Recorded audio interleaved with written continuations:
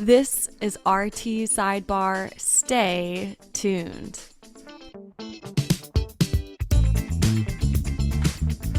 All right. Awesome. This is RT Sidebar. Welcome all to this wonderful episode on leveling up. We are joined with Matt and Angela and the lovely Sarah. Welcome, Sarah. Thank you. Sarah, we got in touch by just being a listener, and participating so much, and we were like, "Who is Sarah?" So, in that question of who is Sarah, Sarah, what Hogwarts house do you think you would be in? Well, I already know the answer to that. I am a Gryffindor through and through, but I also do have a little bit of a Slytherin effect to me at times. So Describe the Slytherin effect. What does that mean? I'm pretty ambitious. I'm known to definitely try to push boundaries a little bit and definitely like to see outcomes very quickly. So that was where I kind of see myself as a Slytherin. And how do you identify as a Gryffindor? Like, what attributes? I'm definitely one that'll speak up. And so if I see something that I don't agree with, I'll definitely try to make sure I make that clear that I don't agree with it. And then also try to advocate for others that maybe are not able to speak up. So I feel like I simulate with that piece of it. I like this question because I think we get to understand a little bit more in good context as we discuss leveling up. Angela, Matt, what houses are you in Hogwarts? Have you taken the quiz? Is it official, or have others just told you? Don't ask me. I have never taken the quiz before.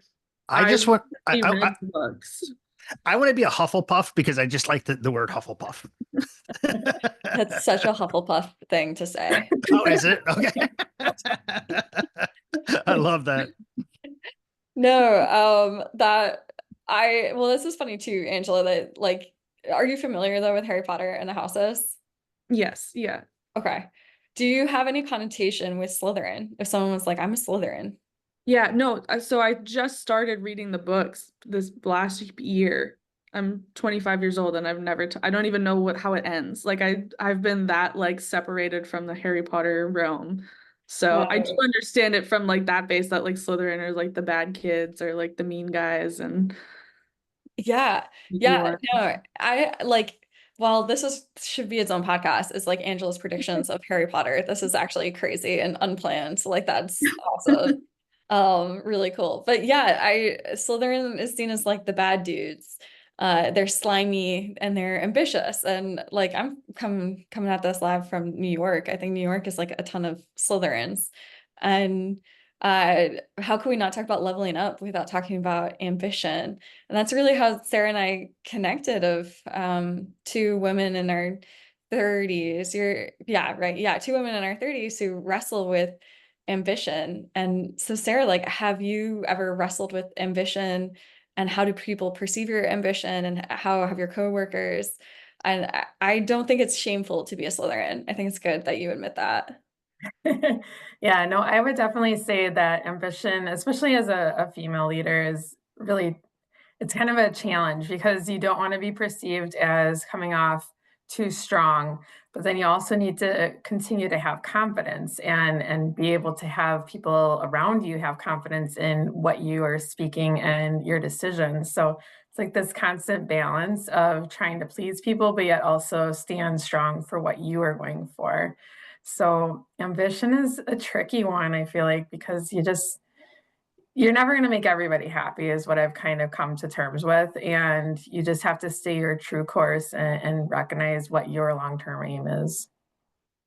Tell us a little bit about your background. Like, did you start and stay at the same hospital as a floor RT? Like, did you start there? Like, talk a little bit about that experience, and then how did you pivot to then get to the next level into a leadership level? Yeah. So no, I have moved around, but not much. So when I was a new graduate, I started at Frederick Hospital, and I worked there for a couple of years, loved it. During that time, my husband actually, while I was through RT school, and then shortly after that, he was in medical school. And so then he had gotten his residency at University of Iowa. So I ended up moving over to University of Iowa after a couple of years. I was going back and forth between Iowa and Wisconsin on my days off, was long and hard. So I ended up finding a position at University of Iowa, and it was an amazing experience. I got so much knowledge, and I built on my clinical skills in a really short amount of time. They were very open to kind of moving you throughout different pathways that you wanted. So I got to practice in multi-hyperbaric or multi-place chamber for hyperbaric medicine. I helped in the bronch lab, PFT is, and then certainly in ICU. And then I also, towards the end, started learning like their super preemie NICU. And just in time, my husband then, when he was completing his fellowship, had been interviewing for hospitals and realized that, oh, he did want to go back to Milwaukee. So I am like, well, I know where I'm going to go. So I went back to Freighter Hospital, and that experience actually helped me with securing a lead position then when I returned. And then from there, I practiced in that role for a few years and then moved into educator. And since then, my role has changed quite a bit, taking on more of like a quality role in collaboration with education. So now I've transitioned into a respiratory practice specialist.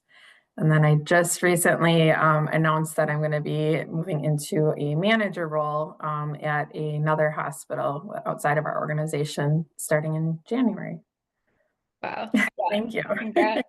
Cool career path. And that's awesome about the new position. We have previously talked about how you were gaining all these clinical skills and really building that clinical acumen. And then you're like, wait, I want to go into leadership. And I relate to a friend who started at a company who he was an intern at the company. He stayed at the same company, like, and now he's in a leadership position and he manages a couple of folks, but he's struggling at really breaking into that next level, if that makes sense. And he feels like everyone still looks at him as that intern, even though his responsibilities has increased, but he's been there for so many years that it's almost like he's fighting the reputation, his own reputation. But that reputation is what's gotten him to where he is. He's not sure if he should go to a new company. Like, is it like, has he used this experience and has it run its course? And does he now need to pivot and start somewhere new just so that he has a new reputation so they stop seeing him as this intern? Do you relate to that like at all? 100%. Yeah, that's been a constant struggle, I feel like, because you're just sitting there at times. You have people that you've grown up around, and they have a perception that they've gotten to know you from, and trying to help them sometimes break through that and seeing that you offer additional things as you've grown. It's hard. So sometimes you do have to kind of consider that. And I do feel like when I had stepped away from my current organization and worked at University of Iowa and then came back, people had a different perspective of me. And I, I would definitely think that that is the case that will likely happen again if I was to ever return, moving from a practice specialist into a manager role. I think that'll help with people seeing that. And it's also kind of that time away, I think, sometimes being able to kind of disassociate to some degree and be able to see people in a new lens again then once time has changed. Did I think it was the educator role that was that climax for you of that tension? Do you mind talking a little bit about what happened there? Yeah, yeah. Yeah, so there was a vacancy for a little bit in our department for educator, and there was actually me and one other peer at that time that were really vying for that position, and it had started getting a little messy. We had previously been really good peers, and I really looked up to him as like a person to go to. He was so knowledgeable. And he had actually previously been the manager years ago, or not manager, excuse me, the educator years ago. And we ended up finding that we were essentially talking smack about each other and trying to promote people to saying that we would be the better fit. And so when it was time for the leadership team to make a decision and I got called into the office, I thought, I was so nervous, like, what is it going to be? Are they going to tell me no? If yeah, that's the answer. What am I going to do? I'm going to be embarrassed. If they say yes, that's awesome. So I get in there and I'm with the two managers, and one of the managers is telling me about how great I'm doing and all the wonderful things. And I'm like, oh my God, I'm getting it. And then I just keep like getting excited, like, come on, just tell me the answer. And then all of a sudden, the other manager, almost like a good cop, bad cop, is like, Sarah, you're not getting the position. Nobody's getting the position. And I was like, what? And I was just so like in shock. And then the first manager kept telling me again, like how great I'm doing, but there's been all this frustration and tension, and there's a lot of drama that's coming up. And we really don't feel like this would be the appropriate time to put either of you in this position.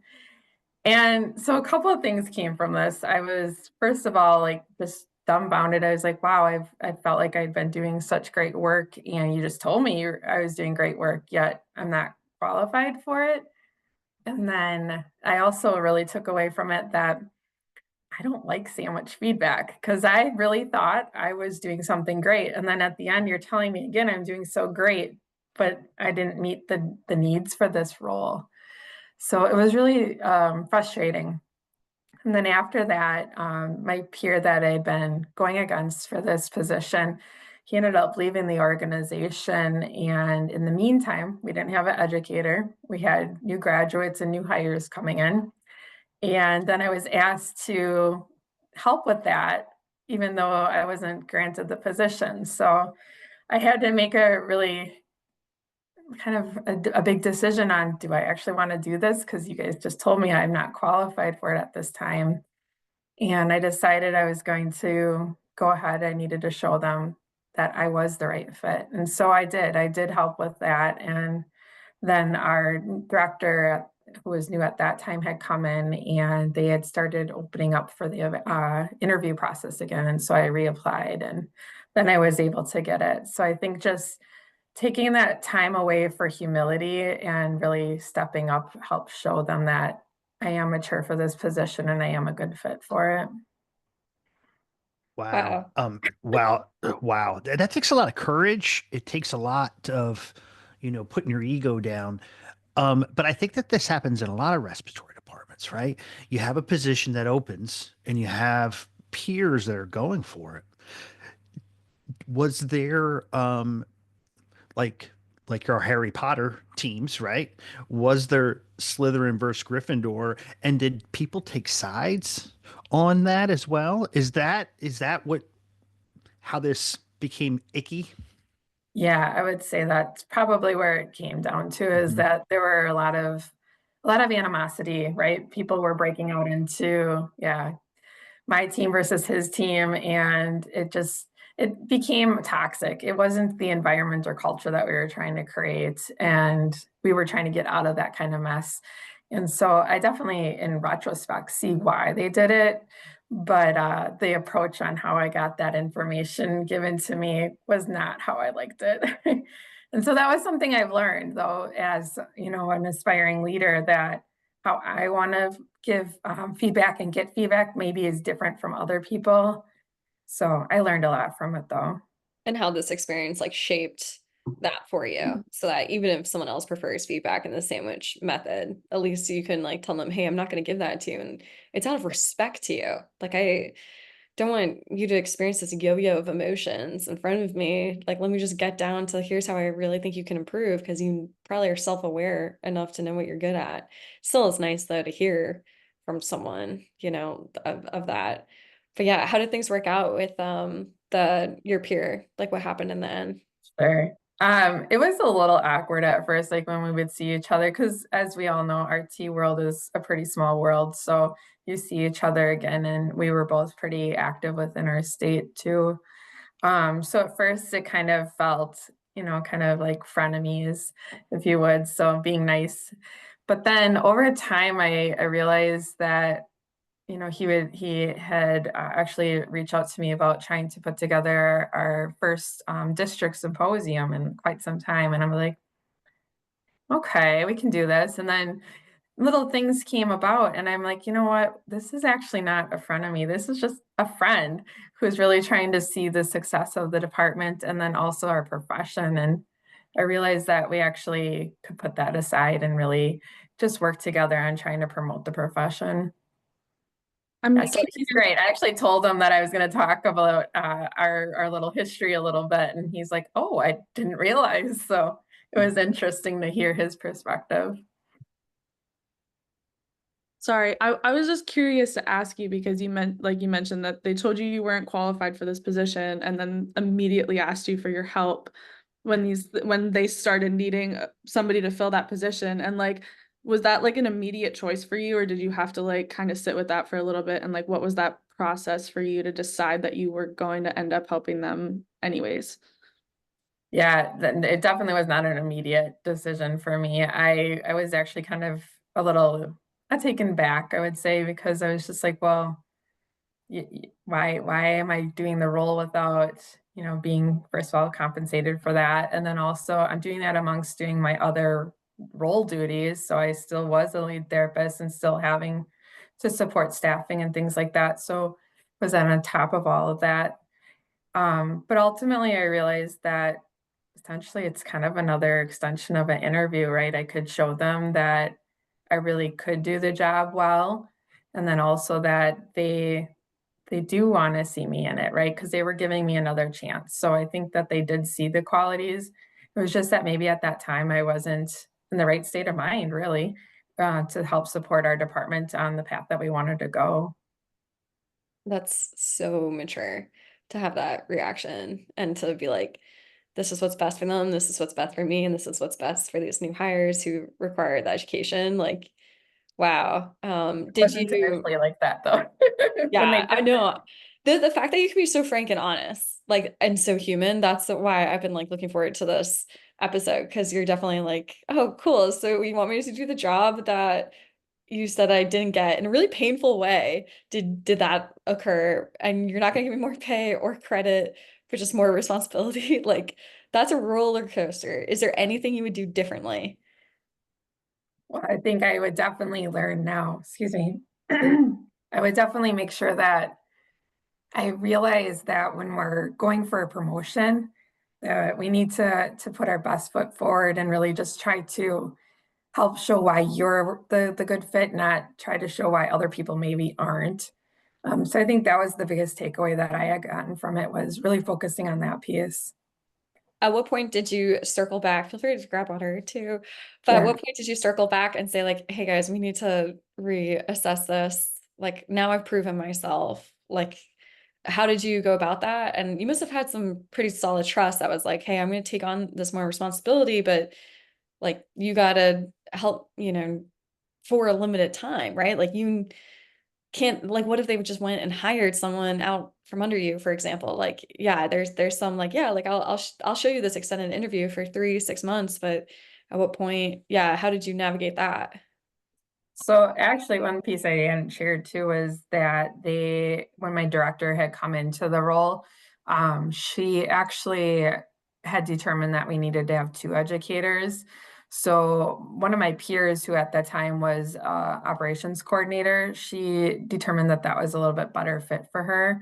And so she actually had applied for it and gotten the position. So then I really was able to get into the second position then too, by, continuing to show that I would support the team. And I made sure to show that to my director that, I really want to see our team successful, and kind of what my goals were long term and how they aligned with the department. So I think just almost not going on a road show, but really making sure that you're showing what you bring to the table was important. And did you conduct, correct me on this, like a 360 feedback? Did you like go to people? Yes. Like, yeah, talk to us about that. I think this is such a wake up call for so many people. Yeah, so I definitely I get to be a bit annoying sometimes for people, I think, because I seek out feedback all the time.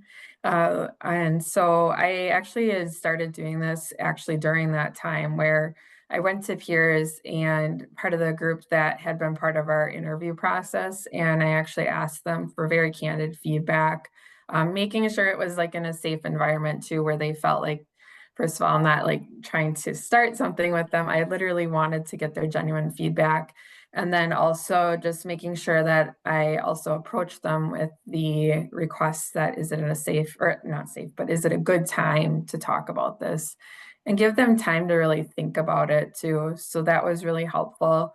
And I honestly, they were so candid. It was really great. And I think some of them were a little nervous about that, but I think that making sure that you can separate yourself from the emotion of that a little bit, which is challenging for me at times, but um, I think they found it to be really a big churn too, that they were able to give that feedback and that I took it seriously. And I then tried to make sure that, you know, implementing changes that even if they were little ones, I was able to help with really showing that I heard them on it. How did you go So, about that? Like, what questions did you ask them? well, first of all, I like to just ask them, like, where do you see are some of the areas for improvement for me? Specifically, you know, professionally, what do you see? How I interact with peers and other staff members outside of our departments. What are some opportunities and what goes well? So really just breaking it down that way. Sometimes I'll use kind of a hot debrief. We do hot debriefs here for our emergencies. So sometimes I find that's helpful. So really, what's going well? What could be improved upon? Do you have any other feedback for me? And sometimes just keeping it simple like that is helpful too. What was some of the feedback you received, and then what did you do? I think one of the ones that I continue to hear as an ongoing feedback, and this kind of ties back into that ambition and then also like holding myself to a high level of professional ability, making up my own words here, to for you know, like holding myself to a high standard. So the feedback I recurringly get and I continue to work on is how I need to make it approachable for people, make sure that they feel welcome to asking questions, and then also how I provide information to them, bringing it down to the level of the audience too. So that can be a challenge at times. Wow, that's not bad though for feedback. So then what you've gone through such a journey, and I feel like in the past year or so to show Mhm. those changes and to display that to everyone, do you want to share a little bit about like all the steps that you've taken? Yeah, so this past year has been a huge year for me for professional growth. I had really quite a successful year last year at Congress, just really enjoyed networking and things like that. And then I had also held our first symposium last year, and I had invited some wonderful speakers. So Dana Evans was one of them. I had Tyler Weiss. We had Julie Jackson. There were a number of great speakers. And so I think that was really a big piece in starting to build some relationships. At the beginning of the new year, Dana had actually reached out to me to see if I'd be willing to be a representative for the AARC and help with the MBRC job analysis. So that was kind of my first step in like really getting out there and networking on a national level. And that was really cool. It was a really neat experience. And actually, we meet next week for the next part of that. So I'm really excited for that. And then I put my name in the hat. I was like, you know, what do I have to lose? If anything, I get feedback. So I put my name out for both the Emerging Leaders Program through AARC and then also the Speaker Academy. And then this spring, it was a very big, resounding yes to everything. I was like, oh my gosh, I need to start setting boundaries, but where do I set boundaries? Because everything's so good. So I was accepted for both of those, and I was blown away by the amount of support that we were getting, first of all, from the AARC for both of these activities. And then the mentors that we were getting were invaluable. They had so much knowledge. And that in itself was huge for networking. And I think if there's one piece I could tell people that are looking to like continue to develop themselves professionally is network. Networking is so important, and you don't realize the impact it has until these things start popping up where you start getting invited for items. And this summer, I had been invited to participate in the AARC Education Council. So that's exciting. And then this fall, the Inspire RT group reached out to me to be part of their board of directors. So it's just like all these different things. And it really stems from just putting your name out there and starting to build relationships. Oh my God, Sarah, we had a chance to talk when we were at Congress, and I loved it so much. Um, the networking piece is huge, and to be honest, that's why I go to ARC is to network. But this emerging leaders program, that the ARC's put together seems really slick. Tell us a little bit about that. Like what was that about? Like you have all these cool things going on, but we got to share the stage. You're the first graduating class. So tell us about it. Advertise it a little bit, sell it to us. I would definitely invite any AARC member that they should strongly consider it if they are looking to develop, no matter if it's in a formal leader role or in, like I was previously, an informal leader. Um, the amount of growth that you go through is just insane. So you are paired up with a mentor. And so you typically will meet, I met with mine, Jefferson Mixel was my mentor. He was wonderful. And they did a really good job of pairing up many of us together with our mentors. And some of it was just crazy because they didn't even necessarily know all of the things that we were looking at or our personalities, but he and I got along really well right from the start. And he's also a Harry Potter fan. So that was one of our little bonding things. But then through that, we would do like weekly discussions on a variety of different obstacles or challenges that we would run into. And that was really helpful because that was like some of the first times that I was thinking about things like creating a succession plan. And now I know that that's one of the first things I want to start thinking about as I move into my new leader role is how do I help people grow? And it doesn't necessarily mean that it's going to be the right fit for your role, but you should be trying to develop leaders and continue to develop your staff, no matter if they want to move into a leader role or not. So that was really helpful. And then another big topic that I think resounded with all of us really well was imposter theory, right? So, and that was something I've been facing throughout this year quite a bit too, as things are kind of coming to these massive, welcoming points. I'm just like, wow, are they sure they want me? Am I the right person? And so that was really nice to hear that from our mentors too, that, wonderful big names in respiratory are also facing these types of thoughts. So those are some of the big focuses, but then we also did work through research a little bit too. So they were helpful in leading our teams into developing our abstracts. And actually all three of our groups had an abstract that was accepted for open forum at Congress. Yeah. So it was really nice because some of our teammates hadn't gotten to present yet at Congress at open forum. So that was a really nice first time for them. Yeah, that's a big step, presenting an open forum. It's exhilarating, but it's a little scary at the same time. But big shout out to Jefferson. Jefferson is right down the road at Penn State. So Tim, Mindy Conklin are other barflies. So we are Penn State, and we are not the Ohio State right now. But thank you for sharing, Sarah. I appreciate it. Yeah, absolutely. So new job, new hospital. What's next for you? What's 2025? A lot of unknowns. I don't know. I'm waiting to see what I am going to be coming into. I certainly want to make sure that I'm not coming into it that I have all these plans for this team. I want to see what the team has in mind. What are they seeing as opportunities? What do they want to grow on? And just coming in with an open eye and ear, right? Or multiples.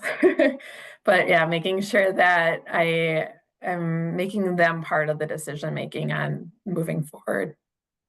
Wow, and the feedback that you received of like being approachable and welcoming, I think that's a really good approach to kicking off the new position. That totally makes sense to me. What advice do you have for others who are either in your shoes debating making a switch or jump of institution or struggling with imposter syndrome? Well, I think the one thing I've learned I'll just touch on the imposter syndrome first, is kind of looking back at what you've done that would make you a good fit for the items that you're coming across as an imposter thought.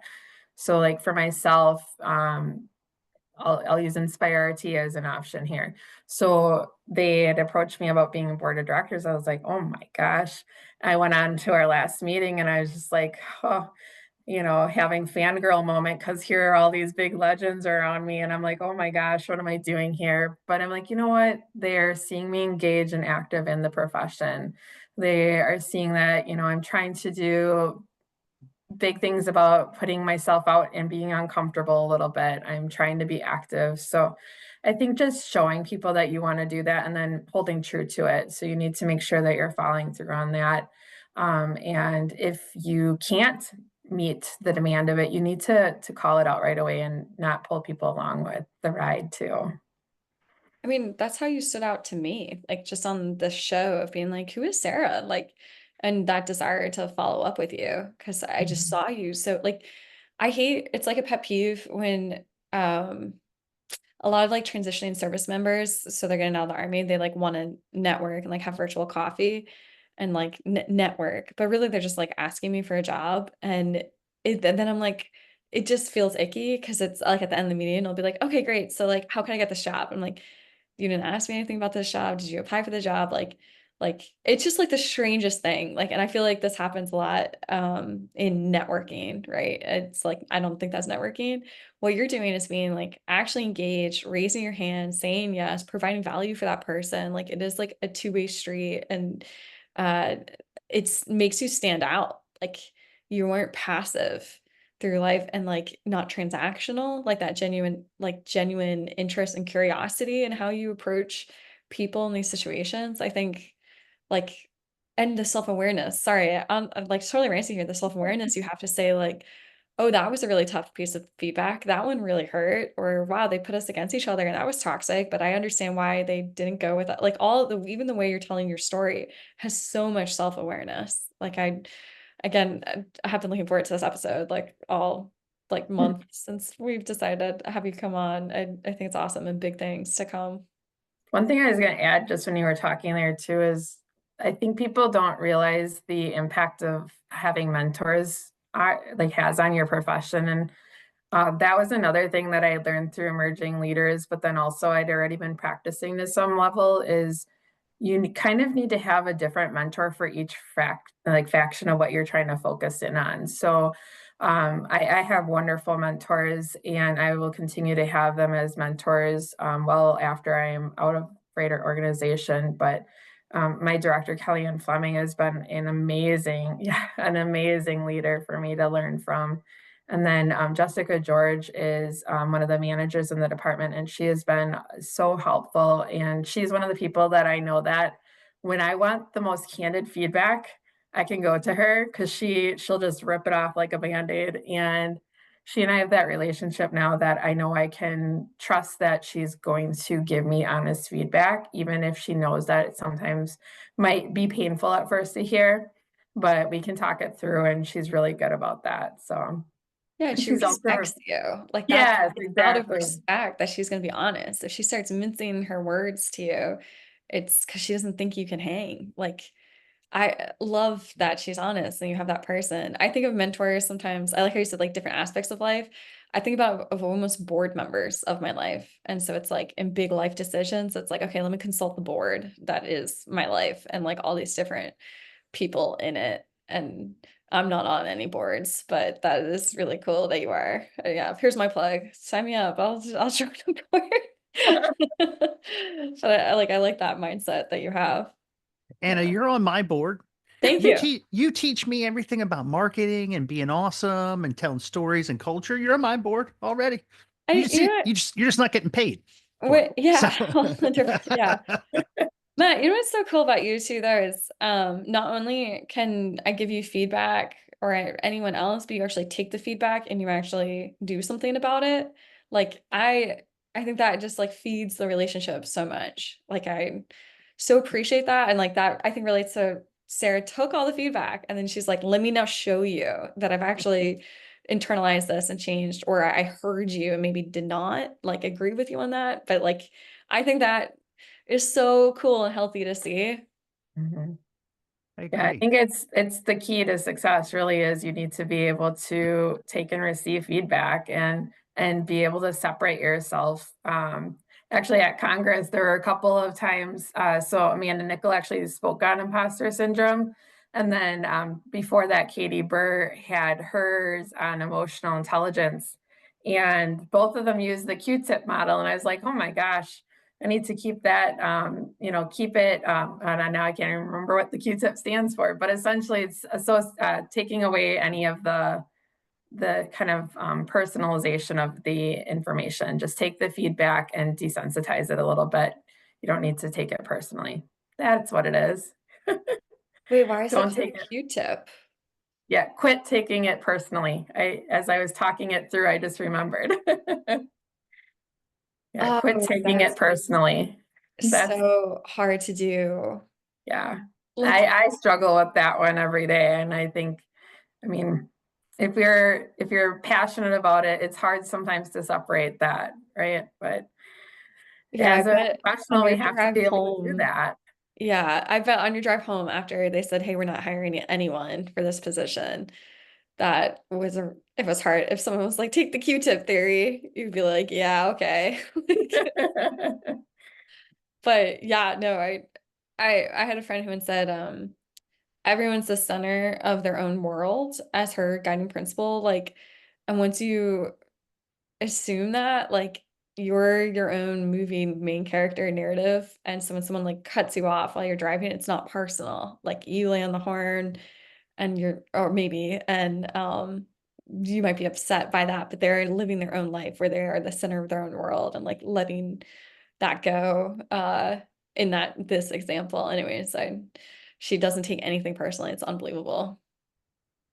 Yeah, that's how my husband operates. He and I are very different when it comes to that. He's very stoic and he can definitely separate from emotion. And I'm usually the one he's like, calm down, you need to calm down. And it's like, I can't do that right now. So, Yeah, that when someone tells me to calm down, that certainly really helps. right. Wow. Any last thoughts from everybody on the call today? I just want to say thank you for letting me be a part of this episode. I have seen such great, I, I hate to say women leaders because we're all leaders. I don't want to separate it, but we have some amazing women leaders in the AARC and around that. And Sarah, you're a big part of that, like you and Kellyanne and all the great work that you're doing. So it was weird to hear that you had imposter syndrome because I think like you're pretty badass. So, so thank you for being on. I really appreciate it. I just, really think a lot of you. And I think that, you have a lot of mentors, a lot of great women. We have some great men too, but we have a lot of great women that are just, you know, really taking great control of the ARC and where we're going. So that's awesome. Thank you very much. Mm-hmm. Yes, I totally agree. Thank you so much for coming on the podcast. I think we're going to see so much from you in the future. Like, I think it's kind of cool to follow your journey. And like, again, you stood out to me. And I think I've seen you too on our webinars and like the name would Mm-hmm. pop up. I'm like, oh, Mm-hmm. interesting. Like you're being noticed and all your effort. I think it's so satisfying to see that's accumulated to something. Like you've put all this work in and it's like totally has had so much benefit. Like from an outside perspective, like someone's like, oh, like hell yeah, like Sarah's getting that award, Sarah's leading this thing, Sarah's being nominated for XYZ. Like, yeah, it's awesome to follow. I think it's like super inspiring. Can't wait to see what's gonna be next for you. Thank you very much. Yeah, I think it's really cool that you know your worth and you stuck to it and you advocated for yourself and you kept going, and I think that's amazing. I need to come on here more. You guys fill up my cup. I know. Just keep going. Good feedback. Good feedback. Now here's the negative. No, just kidding. No, Sarah, it's been a pleasure. Enjoy your Friday, everybody. And that is all the time we have for today. Thank you.